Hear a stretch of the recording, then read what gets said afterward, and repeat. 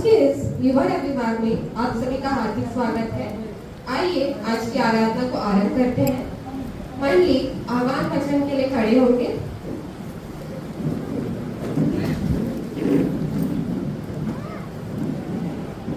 आज का आह्वान वचन हमें मिलता है भजन संहिता की पुस्तक भजन नंबर 119 का 9 से 10।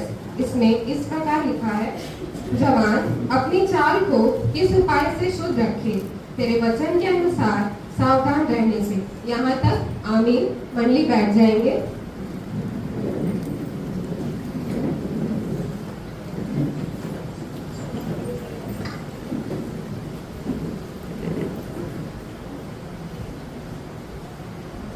आइए अब हम साक्षीवाणी से गीत गाएंगे। साक्षीवाणी गीत संख्या 322। साक्षीवाणी गीत संख्या 322 322।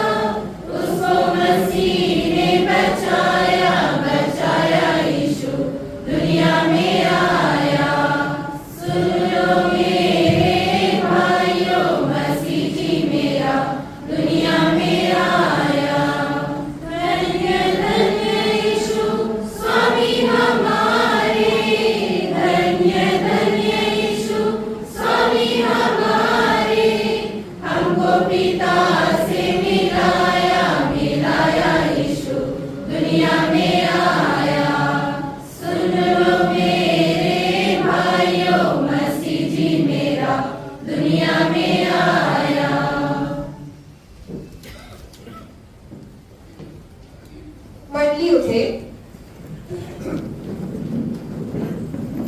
परमेश्वर पिता और पुत्र और पवित्र आत्मा के नाम से आमीन। हमारी सहायता ईश्वर के नाम से है जिसने स्वर्ग और पृथ्वी को सिरजा।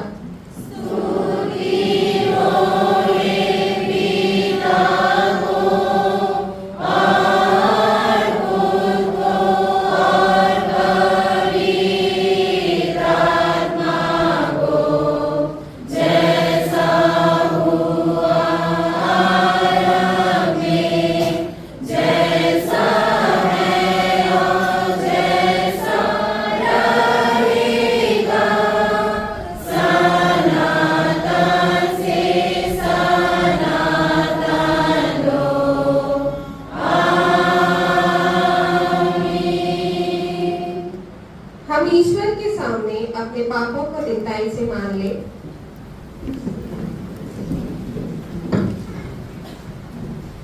हे सर्वशक्तिमान ईश्वर दयालु पिता, हम दृढ़ताई से अपने सब पाप और अपराधों को तेरे सम्मुख मान लेते हैं। तू अपने प्रिय पुत्र हमारे प्रभु यीशु ख्रीस्त के कारण हम पर दया दृष्टि कर और हमारे सब पापों को क्षमा कर। आमीन।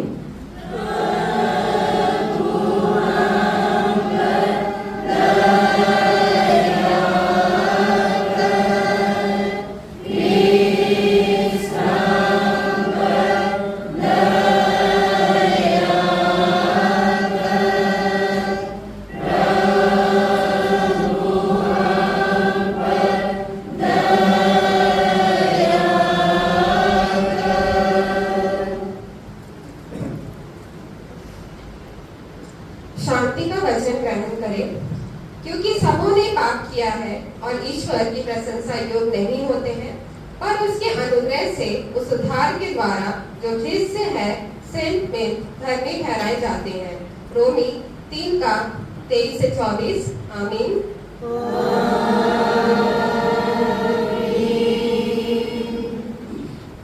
मंडली उठे। सबसे ऊंचे स्थान में ईश्वर का गुणगान हो।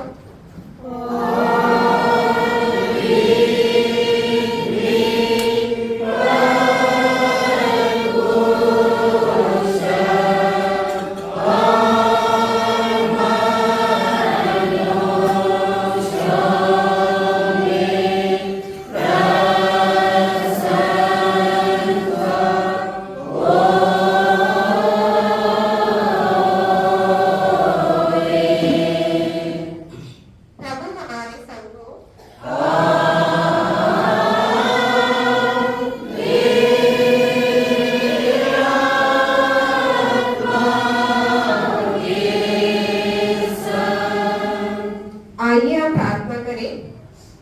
हे प्रिय प्रभु स्वर्गवासी पिता, हम तेरा धन्यवाद करते हैं कि तू अपनी कृपा से हमारा विनाश नहीं चाहता है, परंतु कि हम अपना मन तेरी ओर फिराए और बच जाए। हम तेरी विनती करते हैं, अपने पवित्र आत्मा हमको दे कि वह प्रतिदिन हमारे मनों में सच्चा पश्चाताप उत्पन्न करे, हमारे हृदय में पाप क्षमा और अनंत जीवन की लालसा जन्मे, और तेरी अपार कृपा को विश्वास में ग्रहण करके और उसमें स्थिर रहने के लिए हमको सामर्थ्य दे। हर प्रकार की परीक्षा को हम से संभाल कि जिससे अनुग्रह के द्वारा अंत में परम सुख हो जाए, हमारे प्रभु यीशु ख्रीस्त के कारण। आमीन।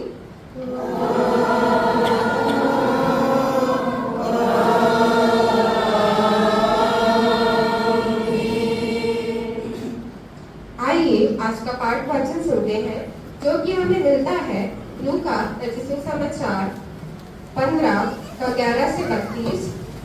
लूका 15:11 से 32।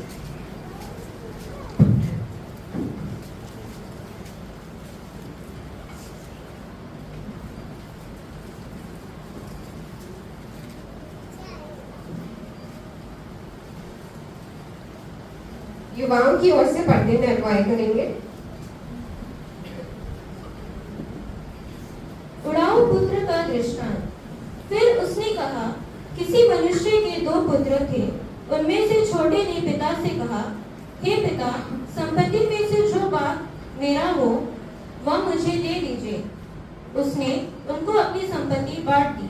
बहुत दिन न बीते थे कि छोटा पुत्र सब कुछ इकट्ठा करके दूर देश को चला गया और वहाँ कुकर्म में अपनी संपत्ति उड़ा दी।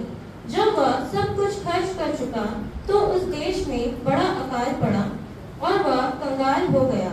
इसलिए वह उस देश के निवासियों में से एक के यहाँ जा पड़ा।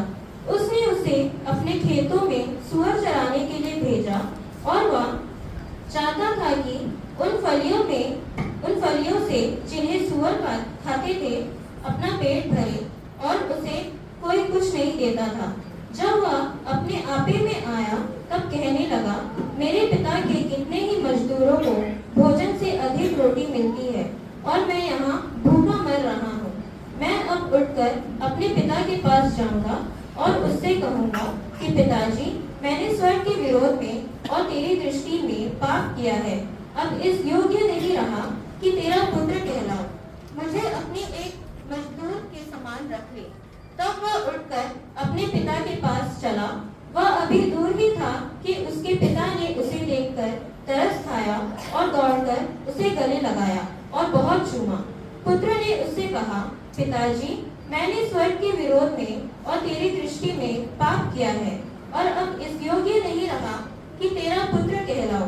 परंतु पिता ने अपने दासों से कहा, झट अच्छे से अच्छा वस्त्र निकालकर उसे पहनाओ और उसके हाथ में अंगूठी और पाँव में जूतियां पहनाओ और पला हुआ बछड़ा लाकर मारो, ताकि हम खाएं और आनंद मनाएं। क्योंकि मेरा यह पुत्र मर गया था, फिर जी गया है, खो गया था, अब मिल गया है। और वे आनंद करने लगे। परंतु उसका जेठा पुत्र खेत में था। जब वह आते हुए घर के निकट पहुंचा तो उसने गाने बजाने और नाचने का शब्द सुना। अतः उसने एक दास को बुलाकर पूछा, यह क्या हो रहा है? उसने उससे कहा, तेरा भाई आया है और तेरे पिता ने पला हुआ बछड़ा कटवाया है, इसलिए कि उसे भला चंगा पाया है। यह सुनकर वह क्रोध से भर गया और भीतर जाना न चाहा। परंतु उसका पिता बाहर आकर उसे मनाने लगा। उसने पिता को उत्तर दिया, देख, मैं इतने वर्ष से तेरी सेवा कर रहा हूँ और कभी भी तेरी आज्ञा नहीं टाली, तो भी तूने मुझे कभी एक बकरी का बच्चा भी ना दिया कि मैं अपने मित्रों के साथ आनंद करता। परंतु जब तेरा यह पुत्र, जिसने तेरी संपत्ति वेश्याओं में उड़ा दी है, आया तो उसके लिए तूने पला हुआ बछड़ा कटवाया।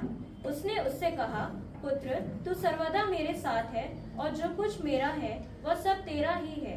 परंतु अब आनंद करना और मगन होना चाहिए, क्योंकि वह तेरा भाई मर गया था, फिर जी गया है, हो गया था, अब मिल गया है। आमीन। तेरा धन्यवाद हो हे क्रिस्त यीशु। हालेलुया।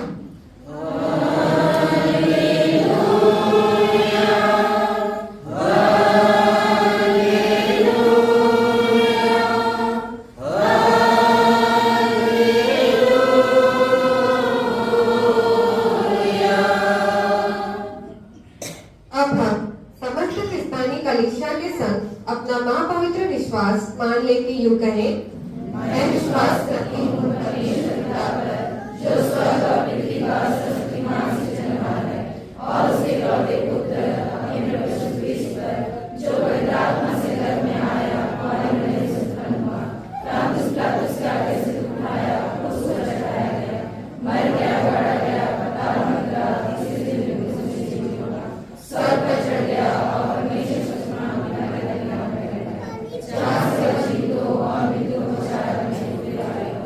मैं विश्वास करती हूँ पवित्र आत्मा पर, एक ही पवित्र कलीसिया, पवित्र की संगत पर, पापों की क्षमा, देह के जीवने और अनंत जीवन पर। आमीन।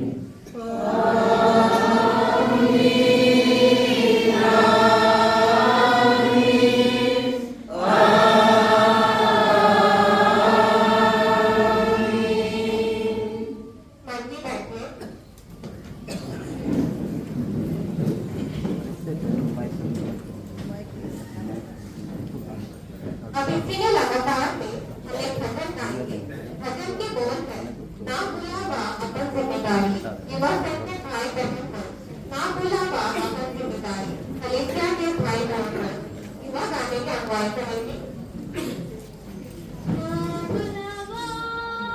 अपनी जिम्मेदारी युवा संघ के भाई बहन ना भुलावा अपनी जिम्मेदारी कलिसिया के भाई बहन ना भुलावा अपनी जिम्मेदारी युवा संघ के भाई बहन ना भुलावा अपनी जिम्मेदारी कलिसिया के भाई बहन अमर मंडली सेवा के मंडली छोटे बड़े हैं के जिम्मेदारी हो छोटे बड़े हैं के जिम्मेदारी अमर मंडली सेवा कर मंडली छोटे बड़े हैं के जिम्मेदारी हो छोटे बड़े हैं के जिम्मेदारी ना भुलावा अपनी जिम्मेदारी युवा संघ के भाई बहन ना भुलावा अपनी जिम्मेदारी कलिसिया के भाई बहन पहले पुरखा वचन में चलबे आज्ञा के पालन करे हो आज्ञा के पालन करे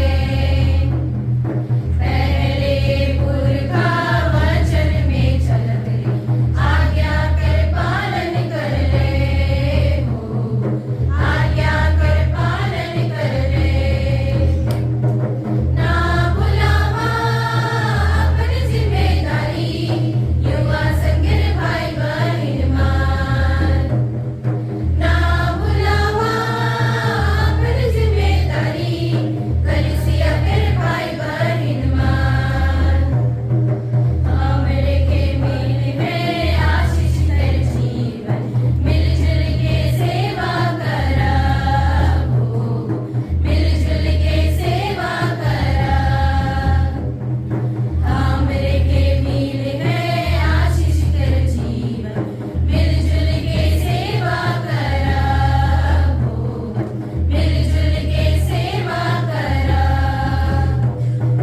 ना भुलावा अपनी जिम्मेदारी युवा संघ के भाई बहन ना भुलावा अपनी जिम्मेदारी कलिसिया के भाई बहन ना भुलावा अपनी जिम्मेदारी युवा संघ के भाई बहन ना भुलावा अपनी जिम्मेदारी कलिसिया के भाई बहन हमारे कर मंडली सेवा कर मंडली छोटे बड़े हैं के जिम्मेदारी हो छोटे बड़े हैं के जिम्मेदारी हमार मंडली सेवा कर मंडली छोटे बड़े हैं के जिम्मेदारी हो छोटे बड़े हैं के जिम्मेदारी ना भुलावा अपनी जिम्मेदारी युवा संघ के भाई बहन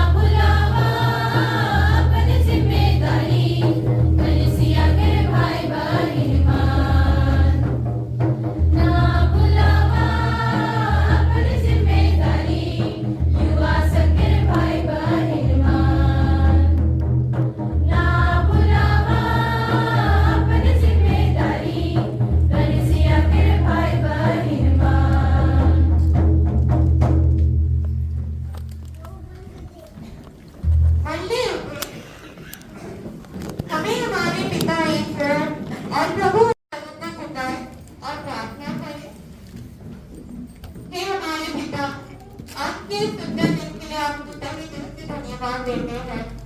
यहाँ पे जितने भी लोग एकत्रित हुए हैं, आप उनकी मनोता को और उनके मन को एक अच्छे भूमि बनाएं, जिससे कि अभी वे जो वचन सुनने जा रहे हैं वे बीज के प्रकार भूमि में जाए और फले और फूले। पिता, इस जगह को आपके हाथों में सौंपते हैं। पिता, जब भी हम वचन सुने तब ऐसा होता है कि जो है दुष्ट आत्मा जो है उस बीज को चिड़िया के समान उड़ा दे जाते हैं। तो इसलिए प्रार्थना करते हैं कि आप हम सबों के मन को प्यार करें। इस प्रार्थना को मांगते हैं यीशु मसीह के नाम से, आमीन। आज के लिए जो पढ़ाया गया वचन है वह हमें मिलता है दानियल नामक पुस्तक अध्याय 1 पद संख्या 8 से लेकर 16। दानियल नामक पुस्तक अध्याय 1 पद संख्या 8 से लेकर 16, जिसमें ऐसा लिखा है, परंतु दानियल ने अपने मन में ठान लिया कि वह राजा का भोजन खाकर और उसके पीने का दाख मधु पीकर अपवित्र न हुए। इसलिए उसने फौजों के प्रधान से विनती की कि उसे अपवित्र न होना पड़े। परमेश्वर ने फौजों के प्रधान के मन में दानियल के प्रति कृपा और दया भर दी। फौजों के प्रधान ने दानियल से कहा, मैं अपने स्वामी राजा से डरता हूँ, क्योंकि तुम्हारा खाना पीना उसी ने ठहराया है। कहीं ऐसा न हो कि वह तेरा मुंह तेरे संग के जवानों पे उतरा हुआ और उदास देखे और तुम मेरा सिर राजा के सामने जोखिम में डालो। तब दानियल ने उस मुखिया से, जिसको फौजों के प्रधान ने दानियल, हनन्याह, मिशाएल और अजर्याह के ऊपर देखभाल करने के लिए नियुक्त किया था, कहा, मैं तुमसे विनती करता हूँ कि अपने दासों को 10 दिन तक जान हमारे खाने के लिए साफ पात और पीने के लिए पानी भी दिया जाए। फिर 10 दिन के बाद हमारे मुंह और जो जवान राजा का भोजन खाते हैं उनके मुंह को दे, और जैसा तुझे देख पड़े उसी के अनुसार अपने दासों से व्यवहार करना। उसकी यह विनती उसने मान ली और 10 दिन तक उनको जागता रहा। 10 दिन के बाद उनके मुंह राजा के भोजन के खाने वाले सब जवानों से अधिक अच्छे और चिकने दिखाई पड़े। तो वह मुखिया उनका भोजन और उनके पीने के लिए ठहराया हुआ दाख मधु दोनों छुड़ाकर उनको साफ पर देने लगा। आमीन। बंदी बैठे।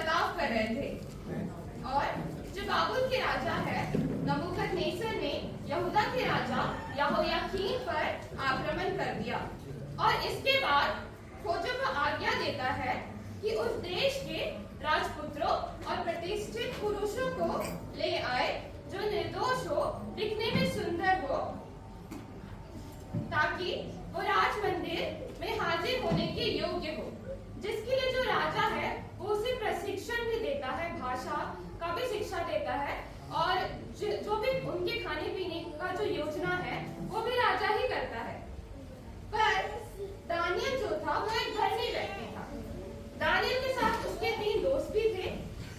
हनन्याह, मिशाएल और अजर्या। तो दानियल 8वें अध्याय में बोलता है, परंतु दानियल ने अपने मन में ठान लिया कि वह राजा का भोजन खाकर और उसके पीने का दाखमधु पीकर अपवित्र न हो। तो यहाँ पर जो दानियल है वो ठान लेता है कि वो जो राजा का दिया गया भोजन है वो नहीं खाएगा, है ना। क्यों नहीं खाएगा? क्योंकि उससे वो अपवित्र हो जाएगा, है ना। इसके बाद, है ना, परमेश्वर जो है खोजों के प्रधान के मन में कृपा और दया भर देता है, जिसकी वजह से जो खोजों के जो प्रधान है वो दानियल की जो विनती है वो मान लेते हैं। दानियल क्या विनती करता है? वो कहता है कि आप हमें खाने के लिए साग पात और सिर्फ पानी ही दिया करें और 10 दिन तक जांचे कि जो जवान राजा का भोजन खा रहे हैं उनका मुंह अच्छा दिख रहा है या फिर जो साग पात या पानी पी रहे हैं उनका मुंह अच्छा और चिकना दिख रहा है। तो उसके बाद जो खोजों के प्रधान है वो उनकी बात मान लेता है और 10 दिन तक ऐसे ही करता है। 10 दिन बीत जाने के बाद जो खोजों के प्रधान है वह देखता है कि दानियल और उसके जो दोस्त हैं उनके जो चेहरे हैं वो बाकी जवानों से अच्छे और चिकने दिखाई पड़ते हैं। जिसके बाद वो जो खाना जो राजा ने दिया था और जो दाखमधु दिया था वो दोनों को ही छुड़वा देता है। तो इस अध्याय में सिर्फ इतना ही है, बहुत ही सरल है, मगर हम कुछ अध्याय को समझने का प्रयास करेंगे और कुछ और वचन भी पढ़ेंगे जिसके थ्रू हम उस वचनों को पढ़कर कुछ सीख पाए और अपने जीवन में उस वचनों को मानकर उसके द्वारा चल भी पाए। तो अध्याय 1 उसका 8वां और 9वां जो पद है उसको मुख्य तौर से हम ध्यान देंगे।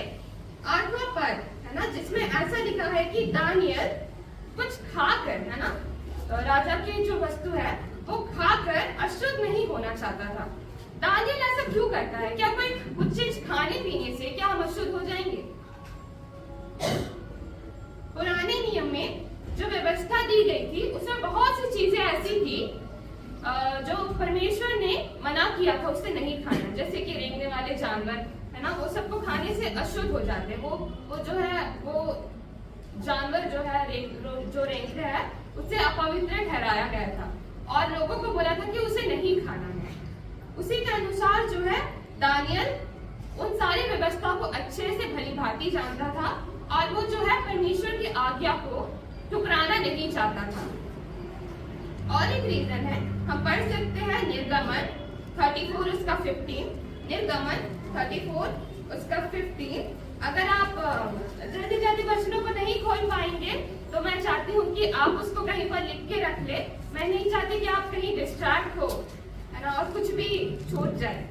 तो निर्गमन 34 उसका 15 जिसमें ऐसा लिखा है, ऐसा ना हो कि तू उस देश के निवासियों से वाचा बांधे और वे अपने देवताओं के पीछे होने का व्यभिचार करे और उनके लिए बलिदान का मांस खाए। तो यहाँ में क्या है, जैसे कि मैंने कहा कि जो नबूकदनेस्सर जो राजा थे वो मूर्ति पूजक राजा थे और वहाँ पे जो है बहुत से ऐसी वस्तुएं होती है जो मूर्तियों में चढ़ाई जाती है ना। और परमेश्वर की पहले आज्ञा क्या है कि परमेश्वर तेरे ईश्वर में हो, किसी दूसरे को ईश्वर मत मान।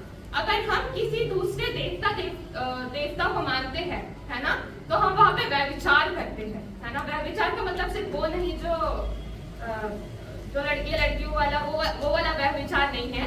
व्यभिचार मतलब यहाँ में है कि परमेश्वर को धोखा देना, है ना। तो इस पे यहाँ पर लिखा है कि ऐसा ना हो कि तू उस देश के निवासियों से वाचा बांधे और वे अपने देवताओं के पीछे होने का व्यभिचार करे। मतलब यहाँ पे धोखा किसको मिलेगा?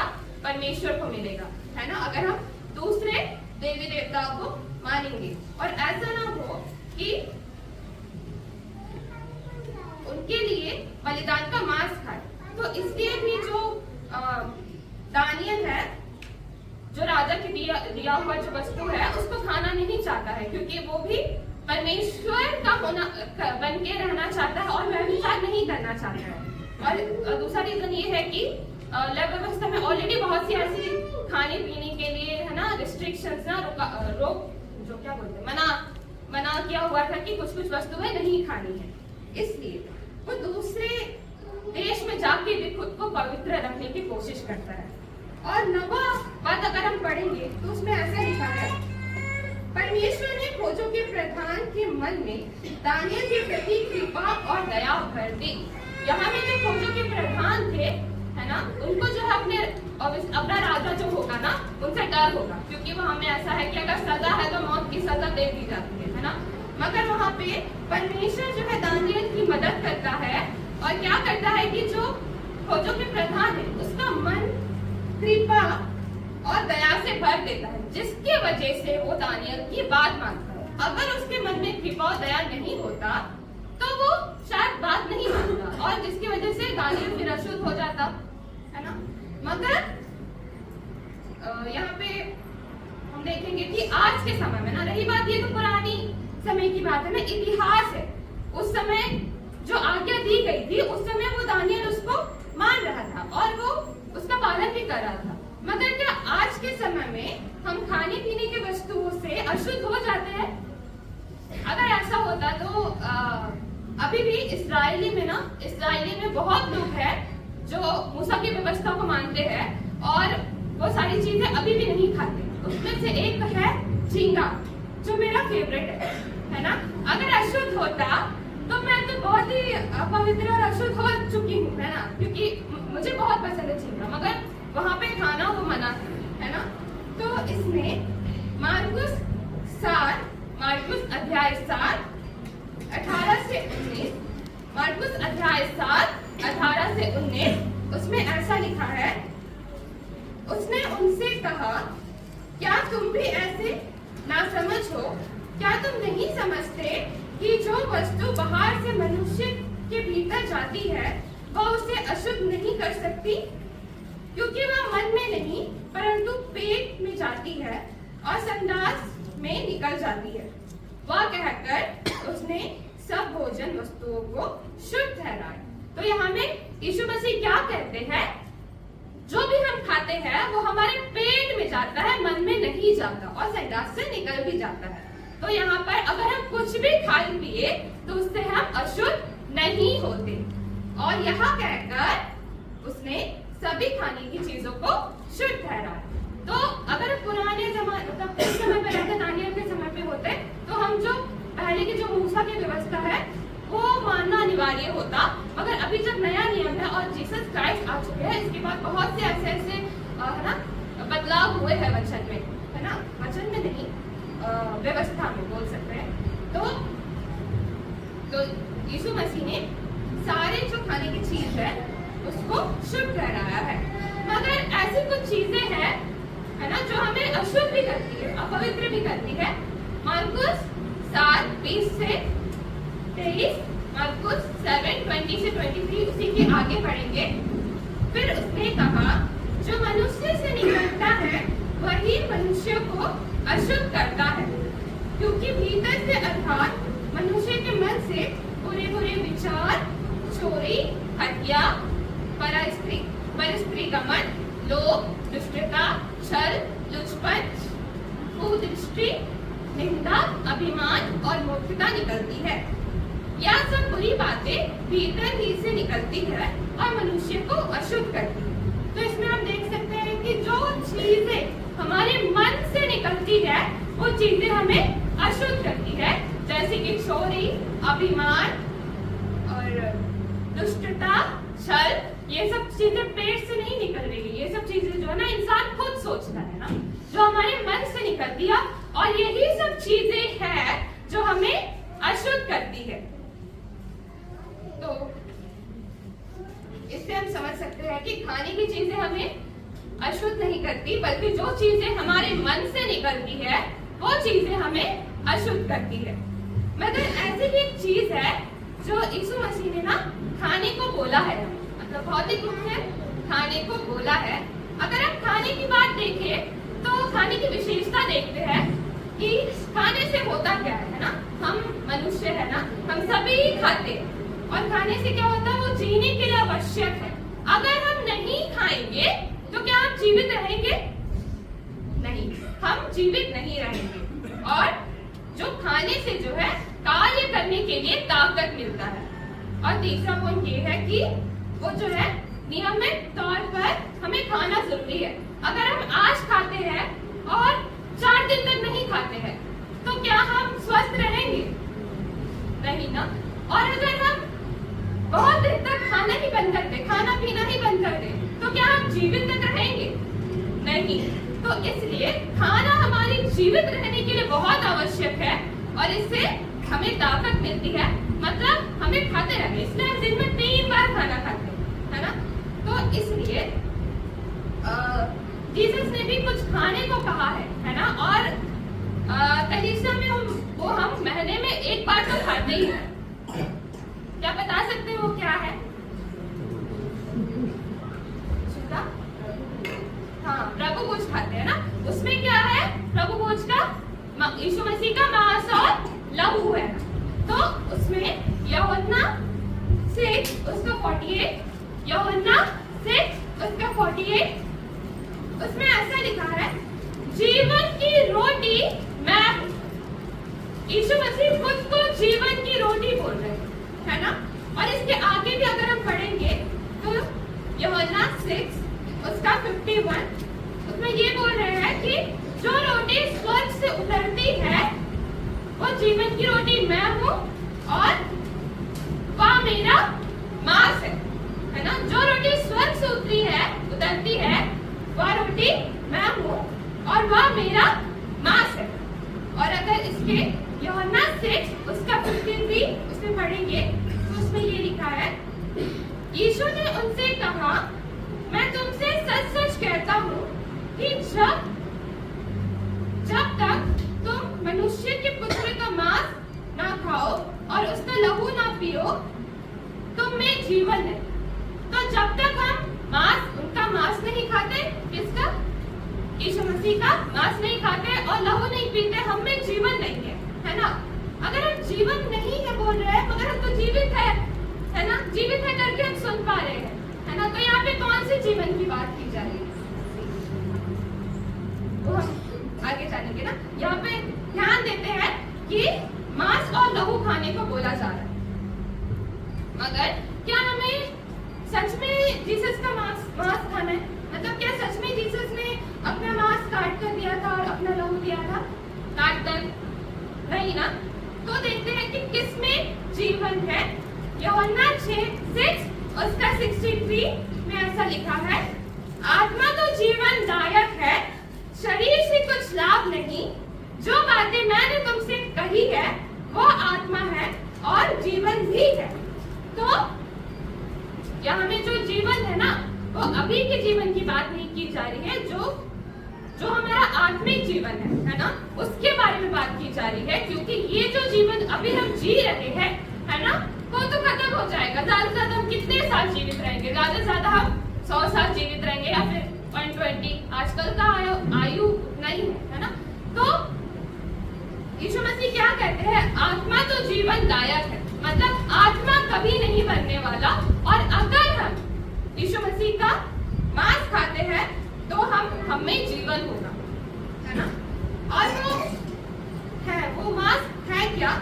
जो बातें मैंने तुमसे कही है ना, जो बातें जीसस क्राइस्ट ने हमसे कही है वो है उनका मांस। और एक बात लहू की, तो लहू का जो प्रभु भोज है वो बहुत डीप मीनिंग है, मगर हम उतने डीप में नहीं जाएंगे। हम सिर्फ देखेंगे कि हमें क्या खाना है।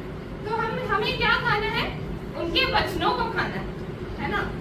और अगर इसको समझने के और एक अध्याय पढ़ेंगे, यिर्मयाह 15 उसका 16, यिर्मयाह 15 उसका 16, जिसमें ऐसा लिखा है, जब मेरे वचन तेरे पास पहुंचे तब मैंने उन्हें मान लो खा लिया और तेरे वचन मेरे मन के हर्ष और आनंद का कारण हुए, क्योंकि हे सेनाओं का परमेश्वर मैं तेरा कहलाता हूँ, है ना। इसमें क्या बोलते हैं? स्टार्टिंग का जो पार्ट है उसमें क्या है? जब तेरे वचन मेरे पास पहुंचे तब मैंने उन्हें मानो खा लिया, है ना। तो यहाँ में किसको खाने की बात हो रही है? वचन को खाने की बात हो रही है। क्योंकि जब हम वचन को खाते हैं तो हम शारीरिक रूप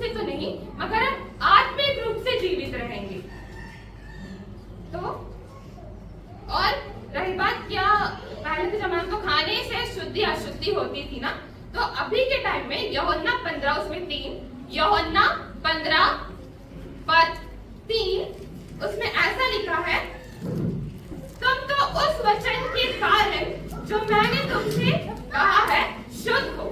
तो यहाँ में क्या है, अगर हम वचन खाते हैं तो वो हमें शुद्ध करता है। आज के समय में हमें भौतिक खाने पीने की जरूरत है। शुद्धि अशुद्धि के लिए हमें क्या खाना है, हमें वचन खाना है ना। यीशु मसीह का वचन खाना है और वचन ही हमें शुद्ध करता है ना। और भी एक चीज है जिसे सच में खाने से हम अशुद्ध होते हैं, और अगर वो वचन में नहीं भी लिखा होता तो भी आप उससे ना सहमत करते, हाँ ये गलत चीज है, ये चीज नहीं करना चाहिए, ठीक है। वो नीति वचन 20 उसका 1, नीति वचन 20 पद 1 उसमें ऐसा लिखा है, दाख मधु ठट्टा करने वाला और मदिरा हल्ला करने वाला, और जो कोई उसके कारण चुप करता है वह बुद्धिमान नहीं। ये तो हम सभी को पता है कि मदिरा पीना है ना, अल्कोहल दारू पीना अच्छी बात नहीं है। और ये वचन में भी इसके साथ साथ और भी बहुत से वचन लिखे हैं दाख मधु के ऊपर, मदिरा के ऊपर ना, कि हमें उसका सेवन नहीं करना चाहिए। हमें उसका सेवन क्यों नहीं करना चाहिए, क्योंकि जब हम उसका सेवन करते हैं ना, उसको पीने से पहले जो इंसान है वो होशो हवास में रहता है, मगर उसके बाद क्या है कि हम खुद में क्या बोलूं, एक हमारा कंट्रोल नहीं होता, हमारा खुद पे ना काबू नहीं होता है, और उसके कारण ऐसे बहुत से केसेस है ना, मदिरा पीने के बाद ना लोग बहुत सी है ना गलत काम कर लेते हैं या फिर हल्ला करते हैं, है ना। इसलिए दाख मधु को पीने से मना किया गया है। तो ये चीज आप लोगों को ऑलरेडी पता है, तो इसमें मैं नहीं जाऊंगी। मगर सिर्फ बड़े लोग ही नहीं, आजकल के युवा जो है ना वो भी इसका सेवन करते हैं, है ना। हाँ, तो कुछ करते हैं, है ना। रीजंस बहुत से हो सकते हैं युवा क्यों चाहते हैं, मे बी उन लोगों को लगता होगा कि ये नया है, चलो ट्राई करके देख लेते हैं ना। मगर जो दानियल था वो भी एक युवा था, है ना। दानियल भी एक युवा था और उसको भी राजघराने का जो है ना खाने पीने की चीज या दाख मधु मिल रही थी दानियल को, मगर क्या उसने उसका सेवन किया? नहीं, दानियल ने उसका सेवन नहीं किया। उसके पास चॉइस था, वो नहीं खाकर वो क्या खाना चाह रहा था? साग पात, ताकि वो अशुद्ध ना हो, है ना। तो आजकल के युवा जो है ना उनके पास भी चॉइस है, वो चाहे तो ऐसी चीजें पी सकते हैं, उनकी चॉइस है। अगर वो चाहते हैं कि परमेश्वर उनके साथ रहे तो उन्हें ये सारी चीजें नहीं करनी चाहिए। मगर दानियल जो है ना परमेश्वर को ओबे करता था, है ना, उनकी सारी आज्ञाओं को मानता था, है ना। अगर परमेश्वर शायद उनको नहीं बोलते तो वो उसके लिए उतना जरूरी नहीं होता, शायद वो दाख मधु पी लेता अगर व्यवस्था में नहीं लिखी होती तो। मगर दानियल अगर आज्ञा पालन कर रहा है तो उसके पीछे उसका भी कुछ उद्देश्य होगा, है ना। कोई भी इंसान बिना मतलब के कुछ भी चीज नहीं करता, है ना, उसको भी कुछ मिलेगा। दानियल को अगर वो परमेश्वर का बात सुनेगा, उसका आज्ञा मानेगा तो कुछ तो मिलता होगा, तभी वो ओबे करता है ना।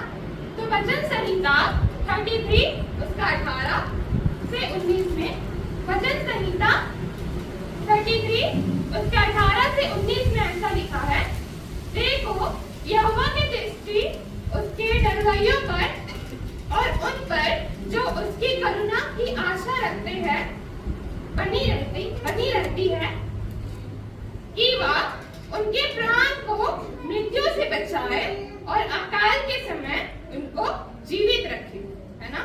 तो यहाँ पर क्या है, जो लोग यहाँ पे सब लोगों की बात नहीं हो रही है, जो लोग परमेश्वर से का भय रखते हैं, जो लोग परमेश्वर का भय रखते हैं, है ना, और उन पे आशा रखते हैं, उनकी कृपा उन पर बनी रहती है ना। और अगर उनके प्राण में भी कुछ बात आ जाए, है ना, तो उन्हें वो मृत्यु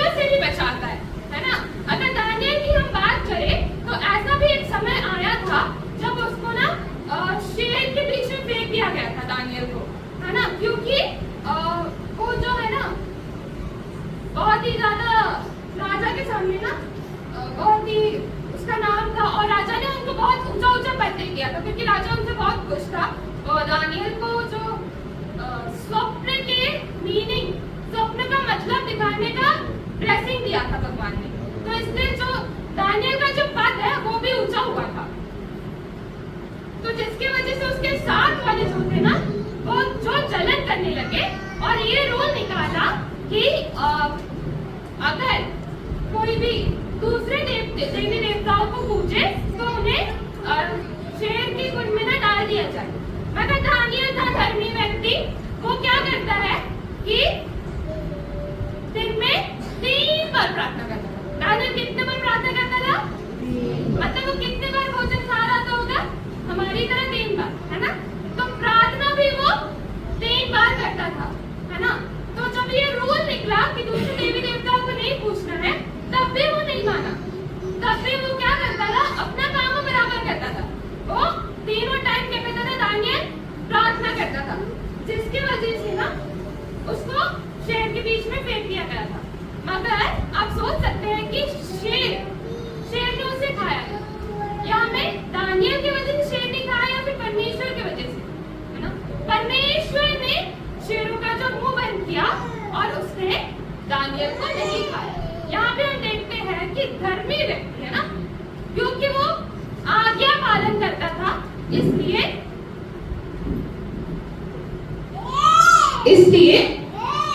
वो बचाया गया, है ना? अगर हम इससे हम क्या सीखते हैं कि अगर हमारे मृत्यु, है ना, हमारे मरने की भी बात आ जाए तो भी परमेश्वर ना हमें बचा लेंगे। अगर बिना माइक का, ठीक है? हाँ? ठीक है। तो अगर हमारे ना मरने में भी बात आ जाए तो परमेश्वर है जो हमें बचा लेंगे, है ना? तो इससे हम क्या सीखेंगे? दानियल भी जवान था, उसके पास भी चॉइस था। आज के जवान है ना, उसके पास भी चॉइस है ना? वो चाहे तो आज्ञा मान सकते हैं। अगर आज्ञा मानेंगे तो परमेश्वर आपके साथ रहेगा, है ना?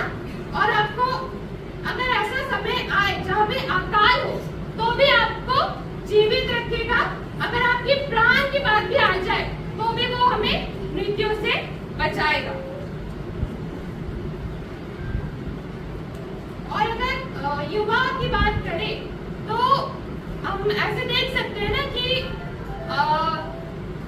वो थोड़े से पिछड़े से रहते हैं। अगर युवा लोगों की बात करें, चर्च में भी अगर हम देखें तो ज्यादा नहीं आते मेरे हिसाब से। मैं भी उसमें से बहुत कम ही आती हूँ, मगर भी, है ना? उसके रीजंस ना बहुत कुछ हो सकते हैं कि युवा नहीं आ रहे हैं। पहला तो ये है कि उनके जीवन में ना बहुत से चीजें, तो जब इस पीरियड पे आते हैं, ये टाइम पे आते हैं युवा अवस्था, उनके जीवन में बहुत से चेंजेस होते हैं, बहुत से परिवर्तन होते हैं। जैसे कि साइकोलॉजिकली, मानसिक तौर पर बहुत सारे चेंजेस होंगे जो उनके लिए कुछ नया होगा, है ना? और फिजिकली और शारीरिक तौर पर बहुत कुछ चेंजेस हो रहे होंगे, जिसके वजह से ना वो चिड़चिड़े हो जाते हैं, है ना? गुस्सा रहने लग जाते हैं।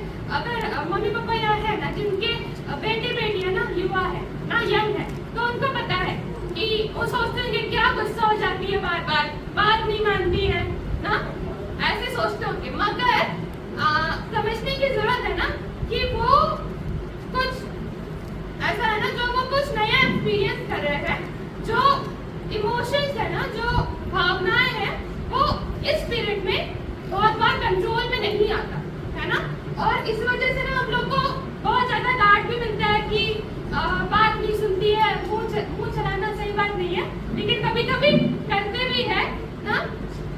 तो इसके रीजंस बहुत से होते हैं। इवन अगर हम घर में अपना पॉइंट ऑफ व्यू भी रखें तो ना वो भी कंसीडर नहीं करते बड़े लोग, क्योंकि ना ऐसा समझते हैं कि हाँ बच्ची है अभी भी ना, ऐसा सोचते हैं। हाँ, मुझे पता है कि जो बड़े हैं वो अच्छे के लिए ही बताते हैं, मगर हमारे दिमाग में अगर हम युवा के साइड से बोलो तो बहुत सी चीज दिमाग में चल रहे होते हैं ना, और हमें ऐसा फील होता है कि हमारे दोस्तों के अलावा कोई हमें समझता ही नहीं है घर में, है ना? ऐसा लगता है ना सिर्फ हमारे दोस्त है। क्यों? क्योंकि वो सेम एज ग्रुप में है, इसलिए ऐसा लगता है कि सिर्फ वही समझते हैं, घर वाले नहीं समझते।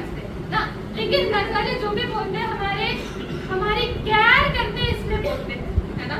लेकिन ये जो हम दुनिया में है वो हम एक रोल निभा रहे हैं ना। मम्मी पापा का एक अपना रोल है, बच्चे का अपना रोल है ना। हम किसी से ये उम्मीद नहीं कर सकते कि सामने वाला इंसान हमारे मन को समझेगा। किसी को मन की आवाज नहीं सुनाई देती, है ना। जितना दिखता है उतना ही समझेंगे। अगर आप गुस्सा कर रहे हो तो उनको वही समझ आएगा कि गुस्सा कर रहे हैं, मगर मन के अंदर की बात किसी को नहीं पता। मगर कोई एक है जो है ना हमारे मन की बातों को भी जानता है, हमें समझता है ना। और वो हमारे लिए कुछ वचन लिखते हैं जिसमें नीति वचन 20 उसका 29, नीति वचन 20 उसका 29, उसमें ऐसा लिखा है, जवानों का गौरव उनका बल है, जवानों का गौरव उनका बल है, परंतु घोड़ों की शोभा उनके पद के पाल है। तो यहाँ पे जवानों को कैसे बताया गया है? उनके पास बल है। यहाँ पे बच्चों को बल, उनके पास बल नहीं बोला, फिर बूढ़ों के पास बल नहीं बोला, किनको बोला बल है? जवानों के पास। अगर देखा जाए तो सबसे ज्यादा ताकत है ना और एनर्जी है ना युवा लोगों के पास ही है ना। परमेश्वर इसलिए बोलते हैं कि जवानों का गौरव क्या है? बल है।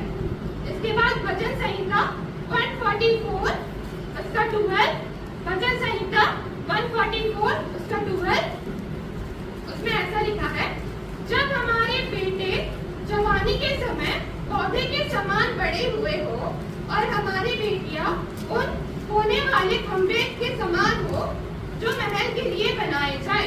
तो यहाँ पे क्या बोल रहा है कि है ना खंभा, है ना, जो जवान बेटे या फिर बेटियां है ना उनको खंभा बोल रहा है। कहाँ का?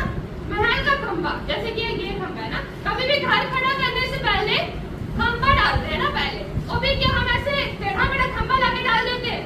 नहीं ना, एक स्ट्रॉन्ग खंभा डालते हैं ना। इसलिए बोला है कि जवान जो है महल के होने वाले खंभे के समान है, क्योंकि जवान स्ट्रॉन्ग है। अगर वो किसी भी घर या फिर कलिसिया में खंभे की तरह होंगे तो वो कलिसिया या फिर घर भी है ना मजबूत बनेगा। इसलिए जवानों को क्या बोला गया है? पिल्लर, है ना। क्यों बोला गया है? अगर हम उसके लायक नहीं होते तो शायद नहीं बोलता, मगर परमेश्वर को पता है कि हम कैसे हैं, हमारा स्ट्रेंथ है ना, हमारे में बल है, इसलिए हमें पिल्लर बोला गया। और इसके बाद हमें आदर्श बनने को भी बोला गया है। और जैसे अगर पुराने नियम में देखें तो ऐसे बहुत से उदाहरण मिलेंगे दानियल की तरह, जिन्होंने ना अपने दुश्मनों को है ना परमेश्वर की साइड रहकर भी हराया है। तो इसलिए पहला यूहन्ना 2 उसका 14, पहला यूहन्ना 2 उसका 14 उसके दूसरे भाग में ऐसा लिखा है, हे जवानों, मैंने तुम्हें इसलिए लिखा है कि तुम बलवंत हो। यहाँ पे अगेन क्या बोलते हैं कि वो हमें इसलिए लिखते हैं क्योंकि हम बलवंत हैं, है ना। और परमेश्वर का वचन तुम में बना रहता है ना। परमेश्वर का वचन हम जवानों में बना रहता है और तुमने उस दुष्ट पर जय पाया है। अगर हम में इतना स्ट्रेंथ है तो क्या हम दुष्ट से जय नहीं पा सकते? ऑब्वियसली पा सकते हैं ना, मगर डिपेंड वही है ना, हमारे पास चॉइस है। अगर हम करना चाहते हैं तो हम कर सकते हैं, अगर नहीं करना चाहते हैं तो नहीं करते हैं, है ना। तो मगर क्या परमेश्वर का वचन ऐसे किसी में रहेगा जो शुद्ध नहीं है, जो पापी है? क्या उसमें परमेश्वर का वचन रहेगा? नहीं। पाप और परमेश्वर एक साथ नहीं रह सकते ना। तो इसलिए हमें ना खुद को शुद्ध रखना है और पवित्र रखना है। वो मैंने आपको बताया कि कैसे पवित्र रख सकते हैं और शुद्ध हो सकते हैं, वचन खाकर, है ना। तो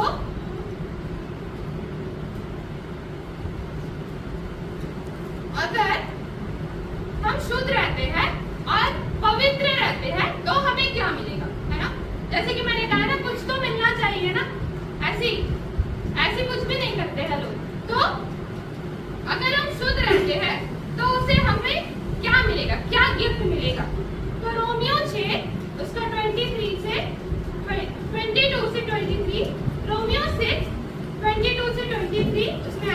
है, परंतु जब पाप से स्वतंत्र होकर और परमेश्वर के पास बनकर तुमको फल मिला जिससे पवित्रता प्राप्त होती है और उसका अनंत जीवन है, क्योंकि पाप की मजदूरी तो मृत्यु है, परंतु परमेश्वर का वरदान हमारे प्रभु मसीह यीशु के में अनंत जीवन है।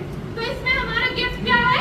अगर हम पवित्र होते हैं और पाप से स्वतंत्र होते हैं तो हमारा वरदान क्या है कि हमें अंत में अनंत जीवन मिलेगा, है ना? एज अ क्रिश्चियन हमें क्या डिफरेंस है बाकी जो लोग हैं ना, जो दूसरे देवी देवता को पूछते हैं और जो परमेश्वर को पूछते हैं, वो दोनों में एक मुख्य फर्क है कि बाकी में अनंत जीवन नहीं है। बाकी धर्म है ना, उसमें अनंत जीवन के बारे में नहीं बताया जाता, उसमें कुछ भी कॉन्सेप्ट नहीं है कि अनंत जीवन आपको मिलेगा। उनमें है कि साइकिल जो है ना रिपीट होते रहेगा, पुनर्जन्म होगा, चाहे आप जानवर भी बन सकते हो, है ना, वो सब बातें भी है। मगर यहाँ पर जो परमेश्वर है ना, जो परमेश्वर हमसे वादा करता है कि वो हमें इसका जो फल है ना वो हमें मिलेगा, और वो क्या है? अनंत जीवन है ना। यहाँ पे मुझे नहीं पता कि जो अनंत जीवन का जो कॉन्सेप्ट है ना वो कितना ही हम समझ पाते होंगे ना, क्योंकि हम इमेजिन नहीं कर सकते वो चीज को, क्योंकि हमने अब तक ना मृत्यु ही देखा, हमने कभी नहीं देखा कि कोई इंसान पुनरुत्थान होकर जिंदा रह रहा है सालों साल तक ना। पुनरुत्थान मतलब अनंत के लिए, है ना, वैसा वो हमने देखा ही नहीं है ना। मगर हम विश्वास करते हैं कि हमें अनंत जीवन मिलेगा। हालांकि विश्वास करना बहुत ही कठिन है, क्योंकि हमने वो चीज देखा ही नहीं है ना। उस पे इवन हम परमेश्वर पे भी विश्वास करते हैं ना, हमने परमेश्वर को नहीं देखा, मगर उनके कुछ कुछ काम है ना जो हमारे जीवन में होते हैं, जिससे हम विश्वास करते हैं उन पर, है ना। और जो हमारा जो परमेश्वर है ना, वो जब वादा करते हैं तो कभी वादा तोड़ने वाले परमेश्वर नहीं है। इसलिए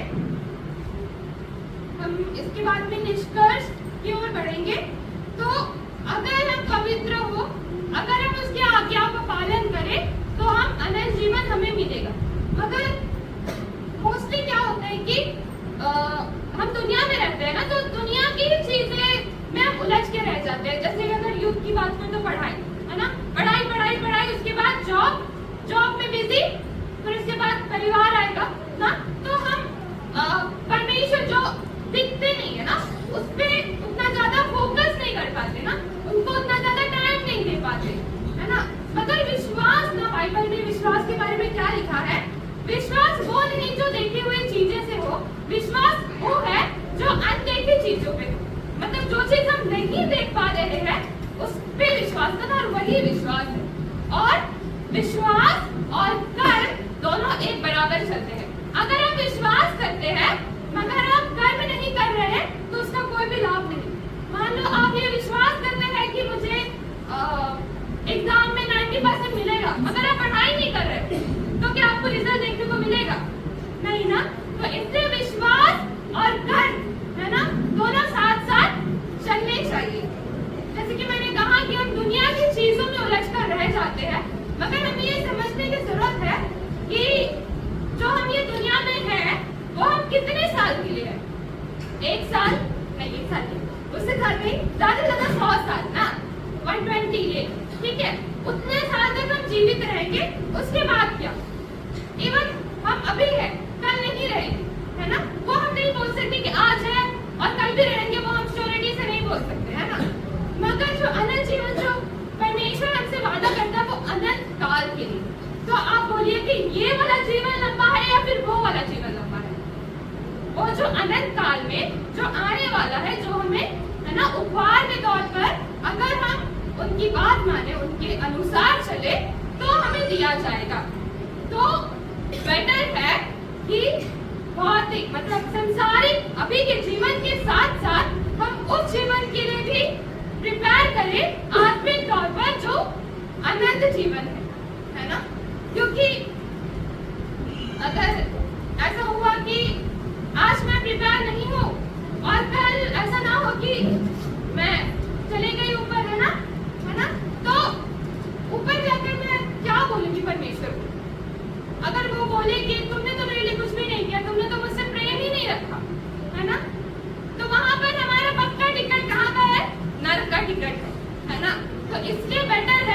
कि हम इस जीवन के साथ साथ आने वाले जो अनंत जीवन है, जो बहुत लंबा और सुखमय होने वाला है ना, हम उसके लिए खुद को प्रिपेयर करें।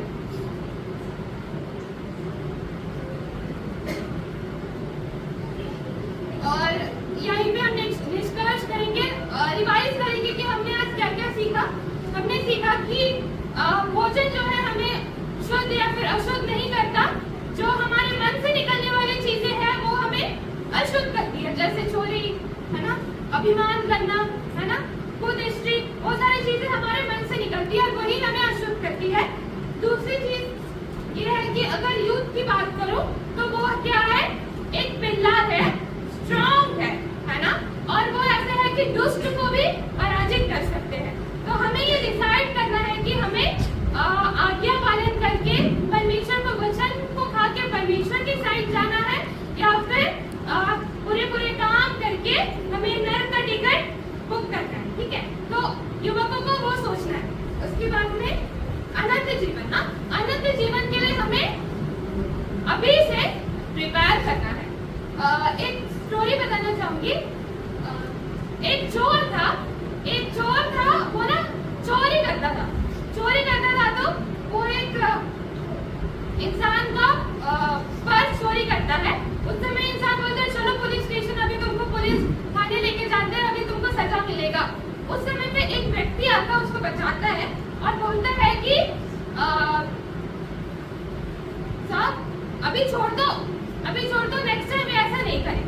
एक व्यक्ति उसको आगे बचाता है, तो वो चोर जो है उसको बहुत ही धन्यवाद बोलता है कि थैंक यू साहब, आपने मुझे बचा लिया, मैं नेक्स्ट टाइम ऐसा नहीं करूंगा ना। तो फिर वो आदमी फिर चला जाता है।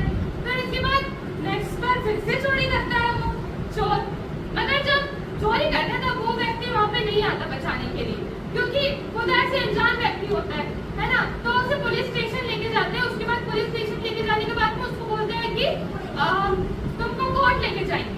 ठीक है, कोर्ट में जाके खड़ा होने के बाद में वो देखता है कि जो जज होता है वो वही व्यक्ति होता है जिसने उसको बचाया था, है ना।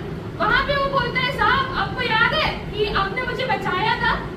वो बोलता है अभी वो जज है ना, वो जब जज की सीट पे है वो नहीं देखेगा कि कौन किसने है ना, कौन उसका रिश्तेदार है या फिर उसने किसको बचाया था, क्योंकि पहले जो मिला था वो स्थान अलग था और जब अभी वो जज की जगह में वो स्थान अलग है। इसी प्रकार जब हम दुनिया में गलती करते हैं हमारे पास चांस है कि मौका है कि हम क्या करें, पश्चाताप करें और परमेश्वर के पास वापस लौट जाए। अगर जजमेंट हुआ ना, जब हम सब वो जजमेंट डे में ना परमेश्वर के सामने खड़ा होंगे, तब वो शायद हमें और एक मौका नहीं देंगे, क्योंकि रूल तो सबके लिए एक ही है ना। रूल आपको ऐसे समझना है कि अभी परमेश्वर हमारे as a helper, as a father हमारे साथ है, मगर जब जजमेंट डे होगा तब वो नहीं देखेंगे कि कौन कैसा था, है ना। इसलिए हमें अभी से खुद को प्रिपेयर करना है ताकि हमारा जब न्याय हो तब हम कहाँ जाए, अनंत जीवन के लिए जाए या फिर स्वर्ग जाए। यहीं पे इसको अंत करेंगे। इस वचन से हम सभी को आशीष मिले। आइए हम प्रार्थना करें।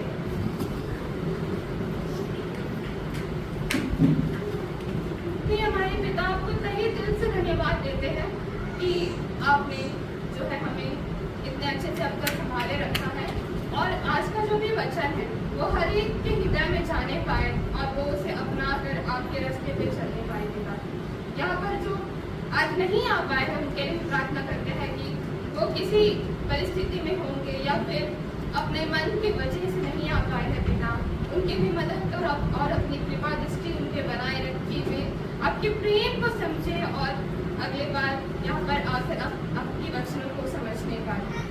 और हमसे अब तक के जीवन में जितने भी गलतियाँ हुई है जाने या अनजाने, उसके लिए प्रार्थना करते हैं पिता कि उन सभी चीज़ों को आप माफ कीजिएगा और हमें और एक मौका दीजिए कि हम आपके वचन पे पढ़ने पाए और आपके प्रेम को समझने पाए। पिता, इस प्रार्थना को मांगते हैं यीशु मसीह के नाम से, आमीन। गीत संख्या 349 साक्षी वाली गीत संख्या 349।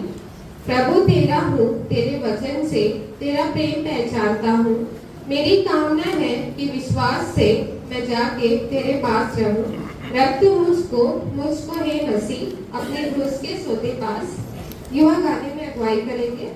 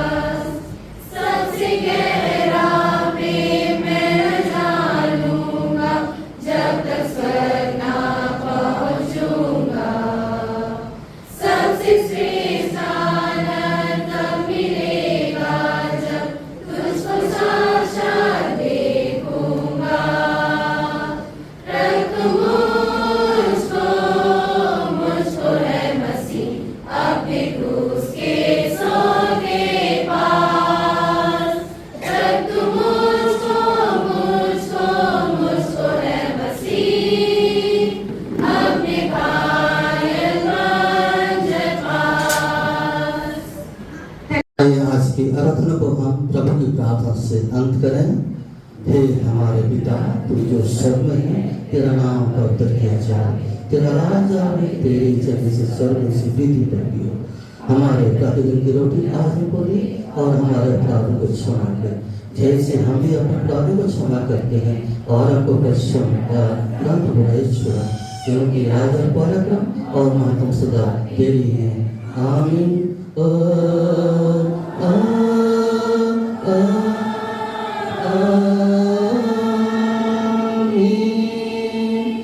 अब तेरे ईश्वर का आशीर्वाद विश्वास से दिल से ग्रहण करें। परमेश्वर तुझे आशीष दे, तेरी रक्षा करे। परमेश्वर अपना मुंह तुझ पर प्रकाश करे और तुझ पर अनुग्रह करे।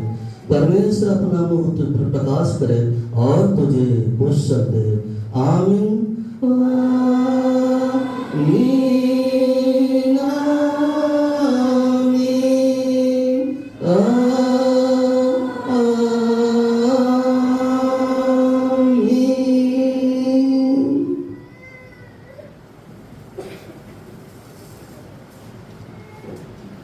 यीशु सहाय। और एक बार 1 2 3 यीशु सहाय।